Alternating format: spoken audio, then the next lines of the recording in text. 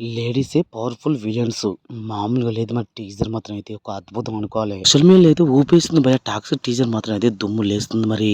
ఈ టీజర్‌లో గమనిస్తే మాత్రం అయితే పవర్‌ఫుల్ లేడీస్ అయితే కనిపించబోతున్నారు ఈ మూవీలో మాత్రం అయితే.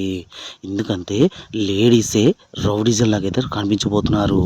మామూలుగా టీజర్ మాత్రం అయితే టాక్సిక్‌లో అయితే మన కేజీఎఫ్ యష్ మాత్రం పవర్‌ఫుల్ యాక్షన్‌కి అయితే దిగబోతున్నాడు.